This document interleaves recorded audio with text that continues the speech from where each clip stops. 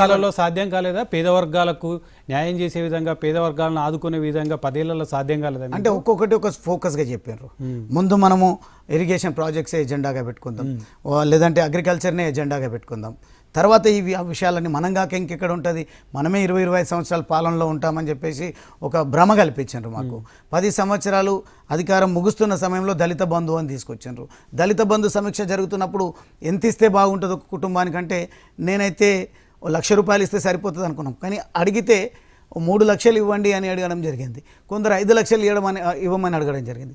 ముఖ్యమంత్రి గారు చాలా గొప్పగా 10 లక్షలు ఇద్దాం, అడగడానికి కూడా భయపడుతున్నారు ఏందో అని మాట్లాడారు. కానీ అమలయ్యింది ఎక్కడ అంటే ఒక పైలట్ మండలాలలో 4 మండలాల్లో మాత్రమే అయింది. మిగతా గ్రామాలలో ఒక్కొక్క నియోజకవర్గానికి 2,000 3,000 మందికి ఇవ్వమని మాకు లిస్టు పంపిస్తే మేము ఎంతమందిని సంతృప్తి పరచగలుగుతాం? అది కూడా ఓన్లీ ప్రొసీడింగ్స్ మాత్రమే ఇవ్వడం జరుగుతుంది తప్ప ఎక్కడ అమలు అయితే జరగలేదు. కాబట్టి దళిత వర్గాలు ఆ రకంగా వ్యతిరేకత వచ్చింది. అదేవిధంగా ఉద్యోగాల నోటిఫికేషన్ వేసినప్పుడు పేపర్ లీక్ అయింది అన్నప్పుడు చాలా ఎంత స్పందించాలి ప్రభుత్వము. దాని విషయంలో బాధ్యులను శిక్షించినటువంటి సందర్భం లేదు.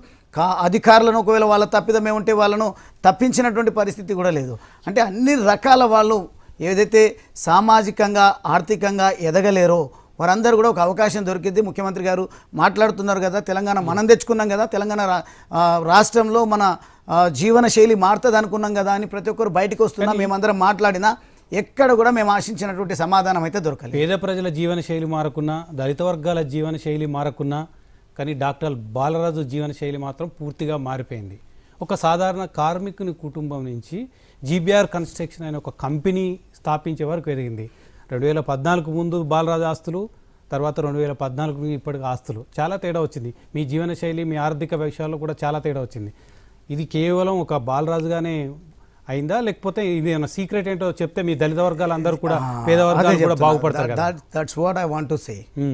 బాబాసాహెబ్ అంబేద్కర్ గారు చెప్పింది ఎవరో విసిరినటువంటి వలలో పడడం కాదు. మనము ముందుగా విద్య, ఆర్థిక పరిపుష్టి, సామాజికంగా ఎదగడము, తర్వాత మనం రాజకీయంగా political power is master key, దాని వైపు కూడా మన చూపు ఉండాలని చెప్పినందుకే నేను టీఆర్ఎస్లో రాకముందే ఆంటర్ప్రీనర్ను. నేను మీరు చెప్తున్నటువంటి జీబీఆర్ కన్స్ట్రక్షన్స్, జీబీఆర్ బిల్డర్స్ ఏదైతే ఉందో టీఆర్ఎస్ పార్టీ పెట్టించింది కాదు రమేష్ గారు.